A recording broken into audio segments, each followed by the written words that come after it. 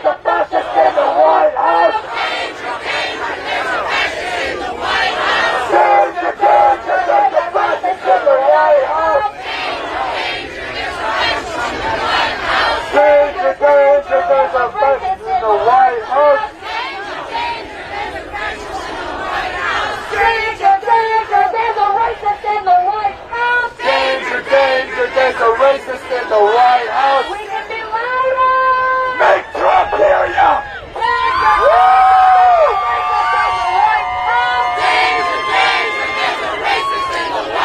The White House is right there. Make this motherfucker hear ya. Change the cage and give the fascists in the White House. Change the cage and give the fascists in the White House.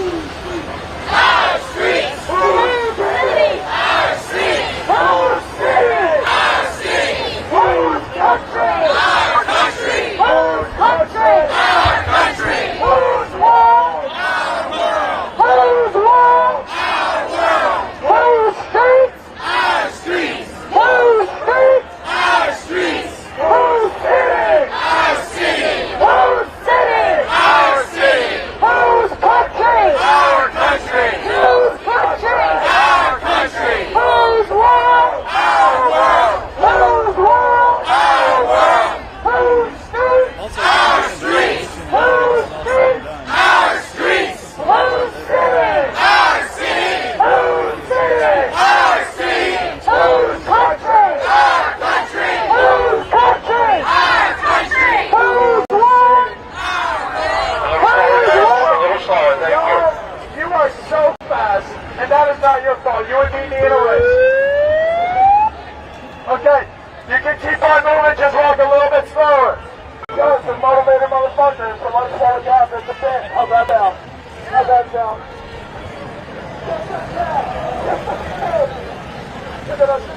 All right, we got some time till we get to the Capitol.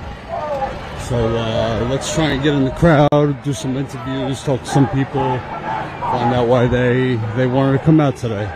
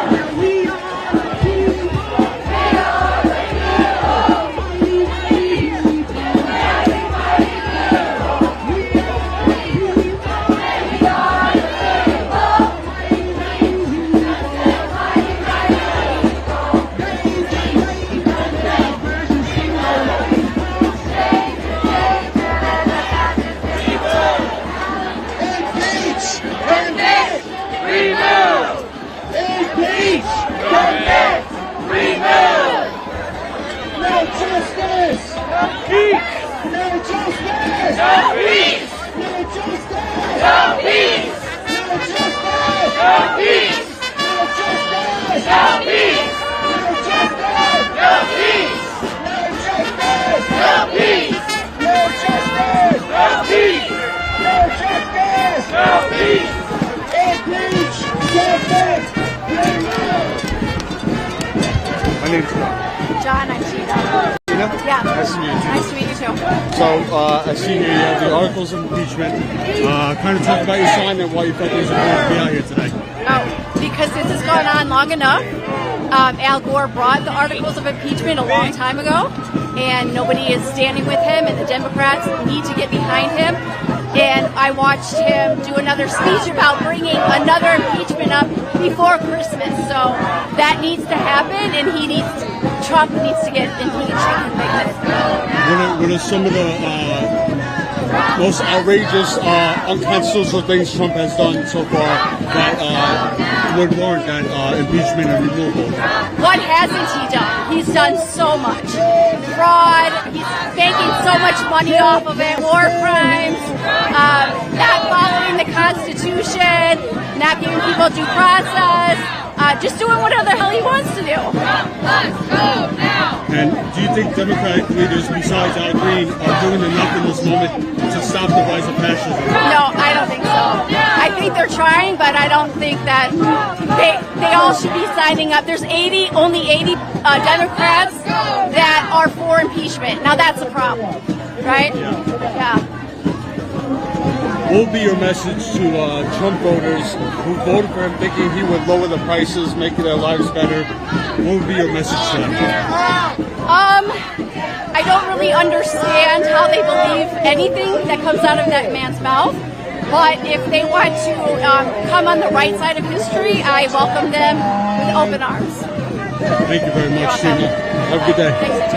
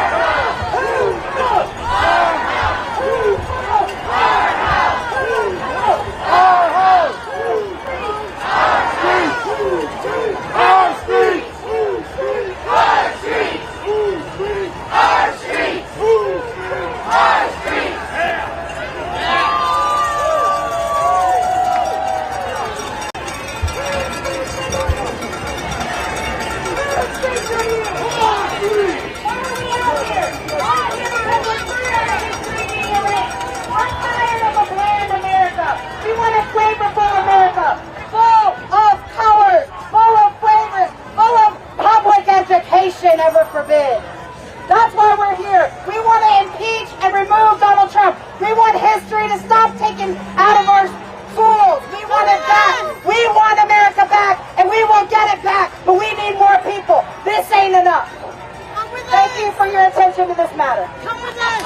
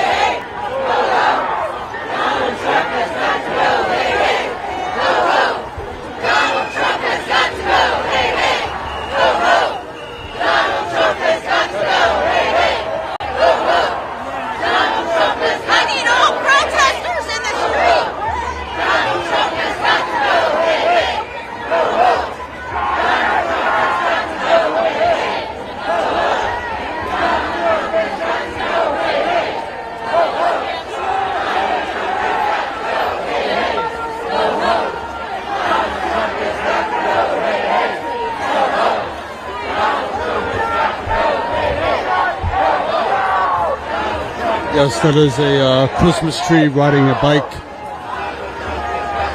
and filming.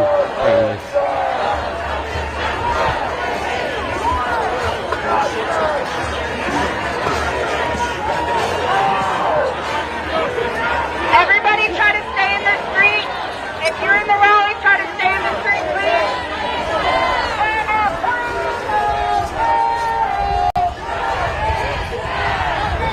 How you doing? Good, how you doing? Good. I saw you at the rally yesterday. I wanted to come and talk to you. You got a moment today? Yeah, yes, cool. Tell me why you felt there was a point. We gonna move or yeah, we can do it dynamically. Okay. Introduce yourself and just talk about why you felt there was a point. So my name is Bob Skillstead. I'm originally from Seattle, but I've been living in Boston for quite a number of years. I'm a member of the group RememberYourOath.org that have an outpost out in front of Union Station.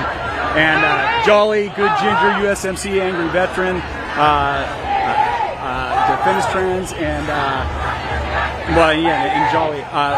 We're here just to lend our support to the Constitution, to protect and defend the Constitution, because for reasons ad nauseum, the innumerable, almost daily violations of the Constitution. That's what we're here. That's what we're doing, and that's. I'm kind of coming down about twice monthly, and I'm going to be a regional coordinator up in Boston. If ICE starts to really exert a big presence up there, I'll be a kind of a point man, coordinating with these guys and feeding back to the Article 1 branch, and we're going to hammer them. They're going to get real sick of seeing us, and that's too goddamn bad because they failed us in the last impeachment. They should have convicted, and everybody knows it. And in fact, the Court of Competent Jurisdiction in Colorado convicted him by a civil standard, which should be sufficient to have done the job. The Supreme Court, bought out by Crow Trammell Associates, basically threw us all under the bus. They easily could have disqualified him on that information. So there's innumerable reasons, but bottom line, he's a traitor. He's promoting an ethos of criminality, and we just can't tolerate it. So Peter Thiel and their aggressive plan that was hatched out of the Heritage Foundation is absolutely a plan to terminate the Constitution, and we're just well aware of it. We're studying the Constitution, we're bringing that knowledge here to interface with all the peacekeepers and troops, if need be, to be leaders, to help educate them and instruct them, but also get up in their grill if they are trying, like Greg Rovino. Boy, I should love to take a walk in the woods with that brother. I have some words for him.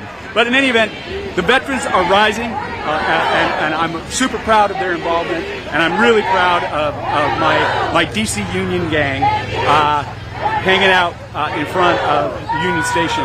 And we're going to be there until that bastard's gone, probably. But our mission is supposed to expire once the court order is respected. They lost that case. It's been judged illegal, and we're just waiting to hear what the appeal will be. But we're not stopping here. This is only getting started. The resistance is growing, and he is going to be removed. So, power to the people. We the people. Are you a veteran? I am. U.S. Air Force. So, a lot of Republicans, a lot of MAGA, they like to wrap themselves in the flag, and say that they're the party of veterans and they back the bill. Is it really just white supremacy wrapped up in patriotism? Sure, I'll say absolutely. Yeah, it's an old playbook, and especially I've read Project 2025, and I can tell you that it is a bunch of language using icons of law, the color of law, to justify a termination of the Constitution. And yes, it is absolutely extolling the idea that there is a supreme class, a ruling class that is natural in the order, kind of Ayn Randian bullshit. And they're really all into it, and they're fucking wrong. So they act under color of law. They say a lot of good fancy rhetoric to get us to try to believe that they really want to do good for the people. But we know that Congress right now is just a brothel for billionaires. And they go and just own them and use them and sell us down the river. The marginal utility of a billionaire like Elon Musk or Peter Thiel right now is looking pretty low. I'm about to sing the song of Angry Men from Les Mis. That's what this is about. We need justice, and we need actual fairness and the rule of law to prevail. Support and defend the Constitution. Amen. Besides Al Green, do you think enough Democratic leaders are doing enough to stop the rise of fascism? I think the traditional mindset that is well-founded in some sense, because the way our republic is designed is we're really supposed to debate issues.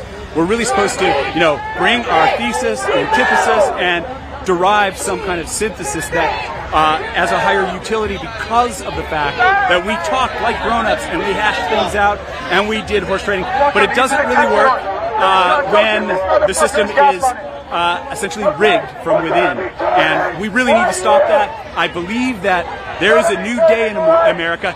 Donald Trump wants to tell us that who we are, and the Republicans want to tell us who we are through some digitally mediated crap that Larry Ellison and his ilk, who are buying up all the and Musk too, who are buying up all the communications platforms, would have us believe.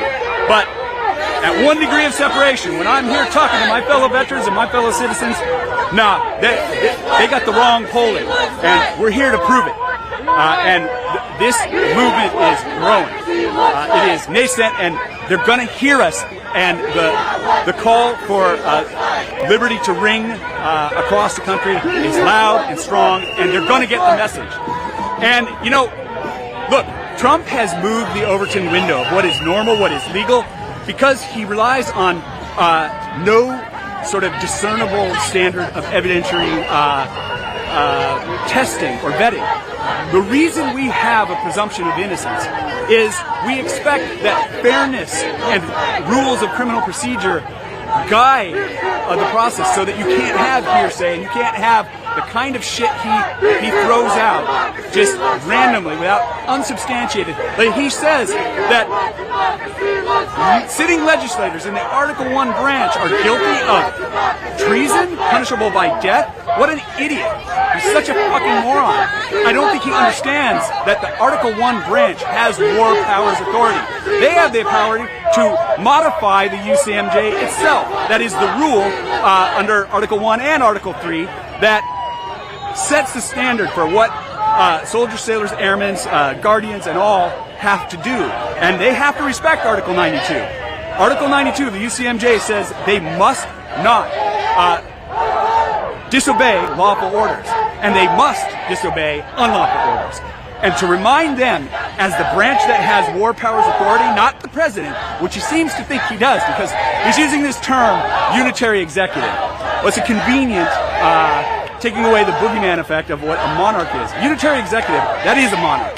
That has no Montesquieuian separation of powers built into it, and it's a deceiving word that they're using. And Russ Bott, by the way, how they're going to fund the secret police is by taking law, budget passed by Congress, repurposing it, and essentially funding between Border Patrol and ICE, essentially a secret police, a Stasi.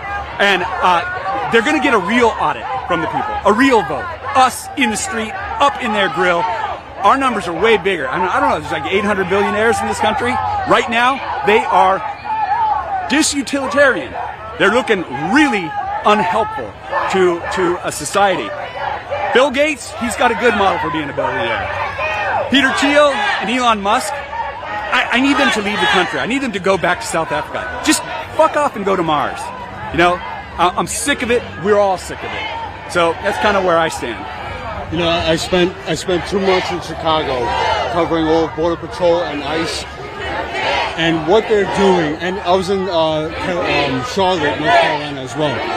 What they are doing is creating a war zone-like effect for the people in their communities, tear gassing, shooting rubber bullets, pepper balls.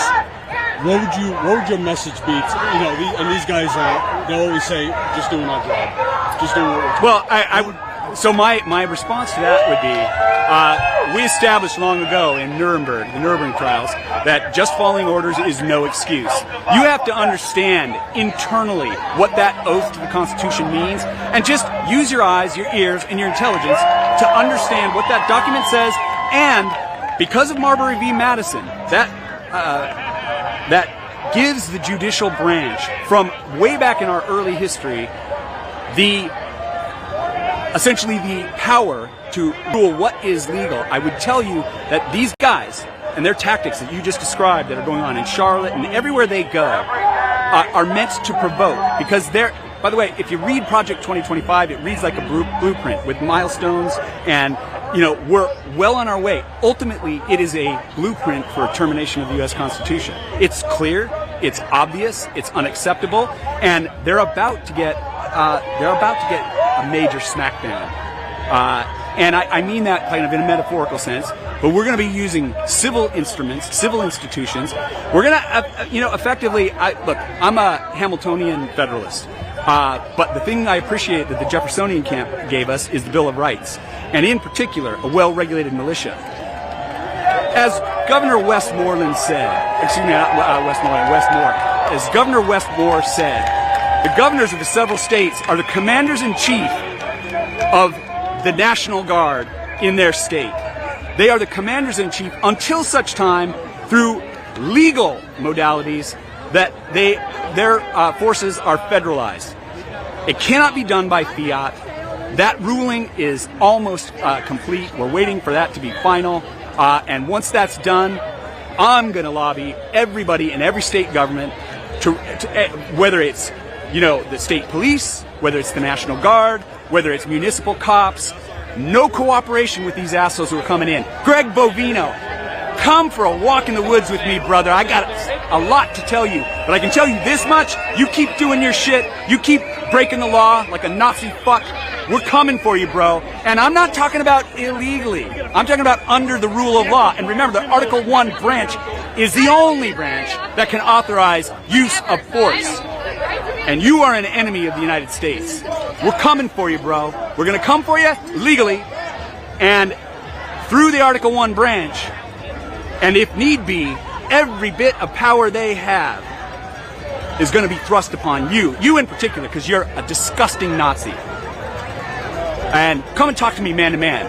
You, Stephen Miller, Pete Hegseth, any of you motherfuckers, I'd be glad to have a walk in the woods with you.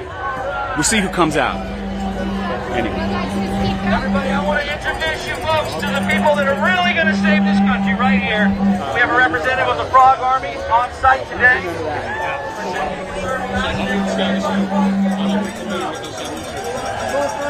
We are all frogs! Okay, what's the Status Coup? Status Coup? Okay. So it's amphibians. Right, all right.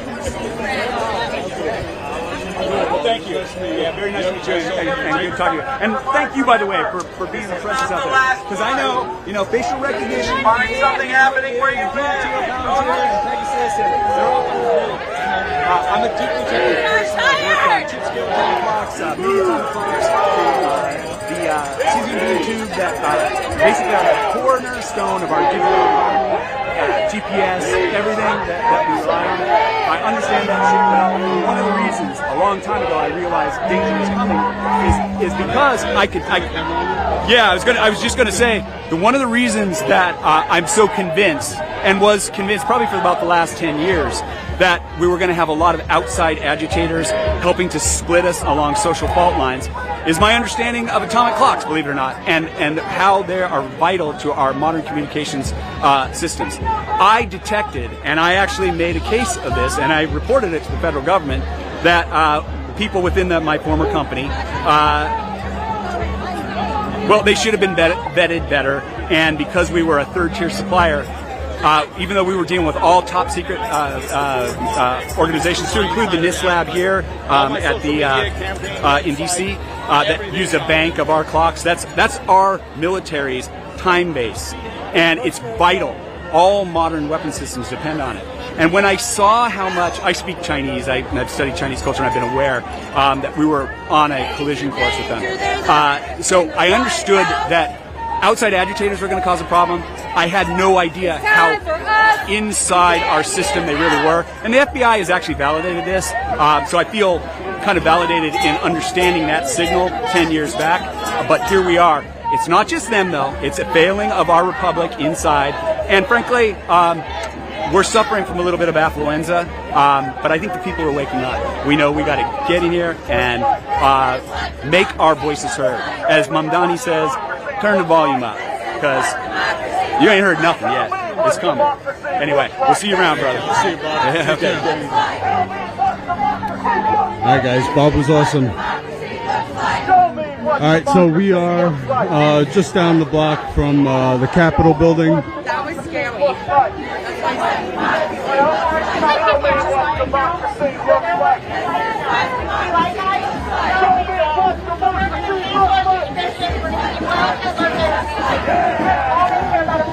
They don't care about our education.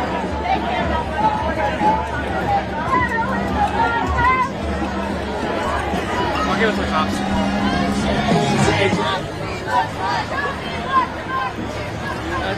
That's here. So guys, if you appreciate hearing the voices from the people and not from politicians and other officials and experts and all the other people that CNN and Fox and MSNBC like to bring on, because they're not out here walking with the people. They're not out here giving the microphone to them and saying, hey, why are you out here? Why do you want to be out here? How do you feel about what's happening? They don't do that. All right, so that's why we got to pick up the slack. That's why we do what we do. We're on the ground everywhere we can be. So if you appreciate that work, become a member, sign up now, $5 a month, 16 cents a day, statuscoup.com/join. We got a lot more to show you from my trip in Charlotte, Chicago. We got some stuff. So we are working our asses off here because not many people are doing it. Not many other networks are doing what we're doing.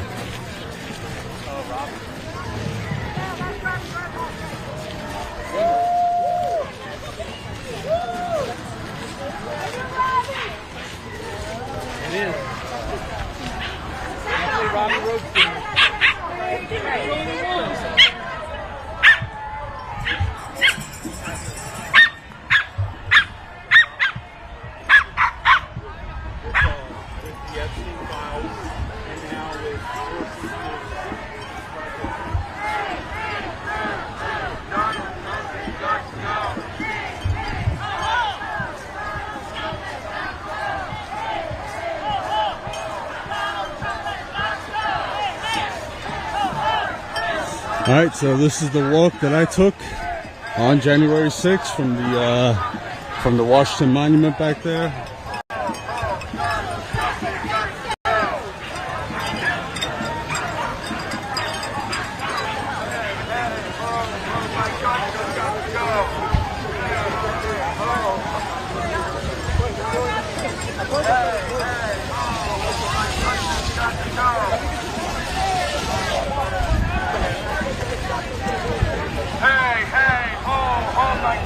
Got to go! Hey, hey, ho, ho! Hey, hey, ho, ho, my guns have got to go!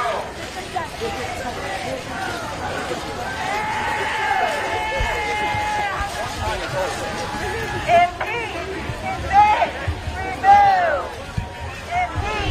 convict, remove! Impeach, convict, remove!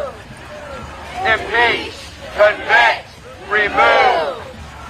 Impeach, convict, remove!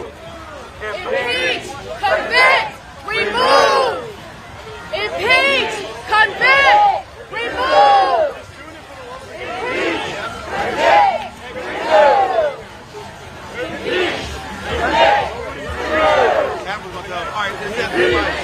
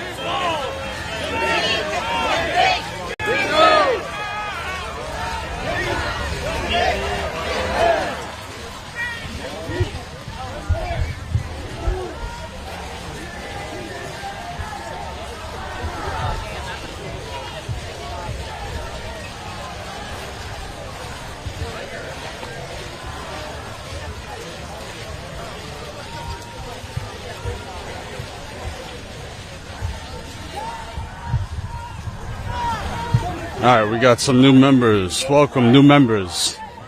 We got Ed, Bob, Melinda, Janice, Lisa, Christine, Henry, Sly, Kimberly, and Stacy. Welcome, new members. Thank you for your support. We cannot do this work without you.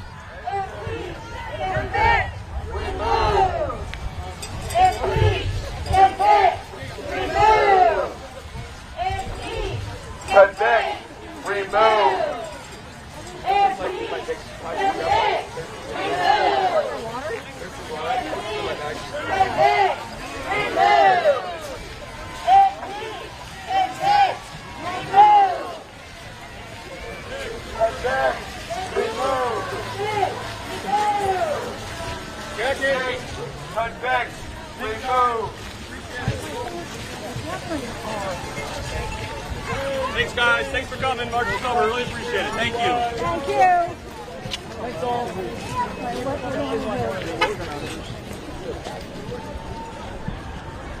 All right, so they just said the march is over. I guess some people are still gonna make their way further towards the Capitol. So let's go with them.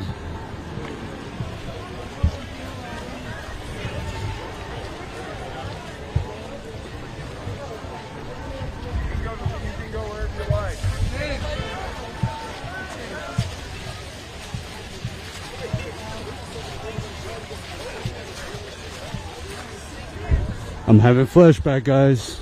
Flashbacks.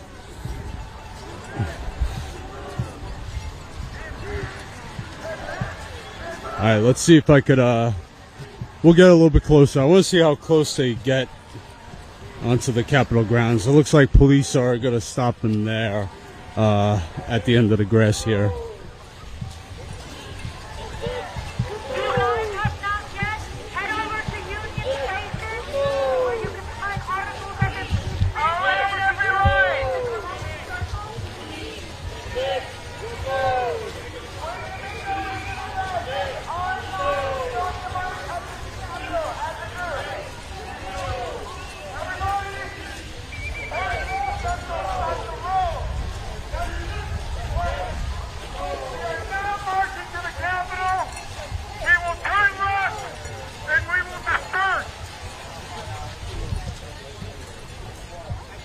Alright, so they're not going to go any further than this. They said they're going to turn left and probably make their way towards Union Station, where basically has been their headquarters for the past couple of months.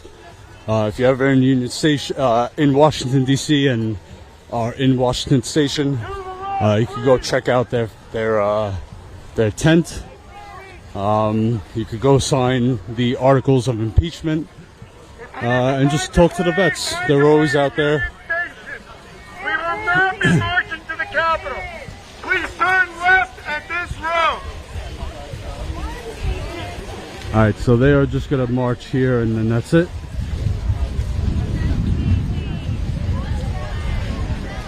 But I want to show you guys the tunnel, the entrance to where I went in and got crushed in on January 6th. So I'll zoom in here. You want to find your way to Union Station and visit Flair, please do. We are now marching up to the Capitol. Please turn left.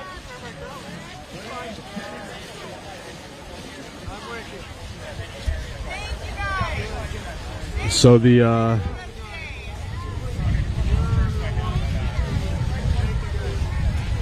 second floor in the middle, there is a door there.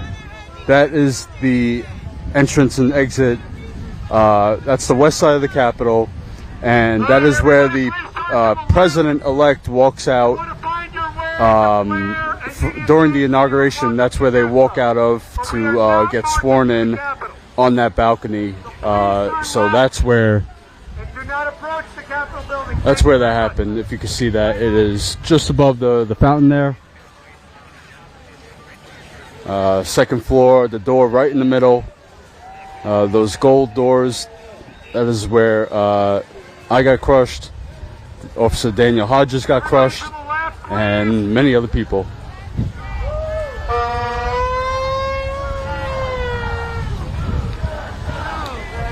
Alright, so everybody else is making their way this way. I am going to wrap this up very soon. Let me just turn the camera on them.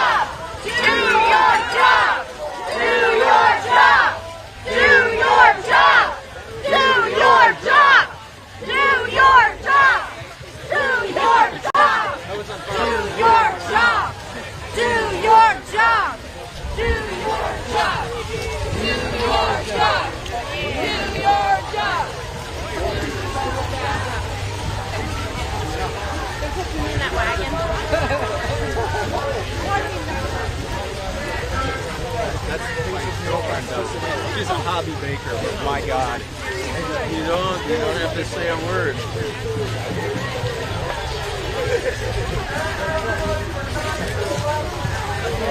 Impeach! Convict! Remove!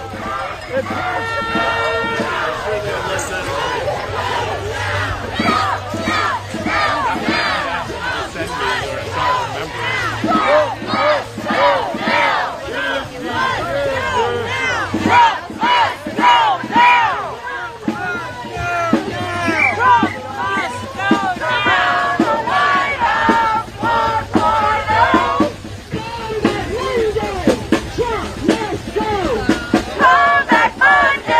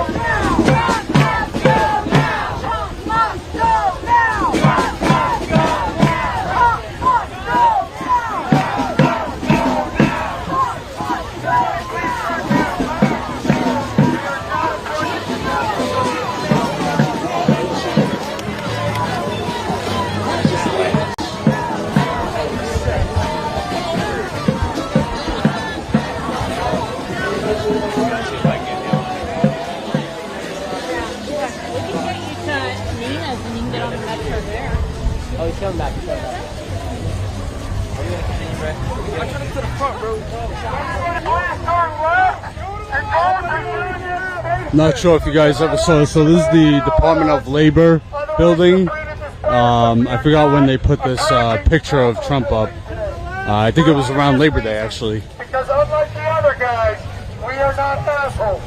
So please turn to your left and let's make sure these brave Capitol Police officers feel safe today.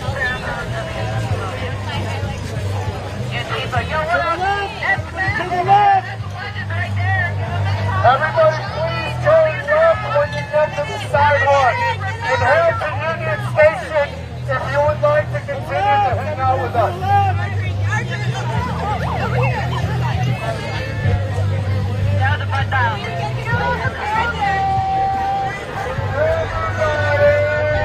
All right, everyone. Thank you for tuning in. We appreciate your support. Again, we can't do this without your support. So if you're not yet a member, become a member. StatusCoup.com/join. If you are not yet subscribed, make sure you are subscribed now. We're going to be going live. After the holidays, things are going to get busy. So we're going to be everywhere we can be. We're a small team, but we're doing our best, and we hope you appreciate that, everything we're doing here. So thank you for your super chats. I'm not sure when I'm going to be live again, but make sure you are looking out on our channel, share our stuff, and tell your friends and family about us. All right? Thank you, everyone, and have a good day.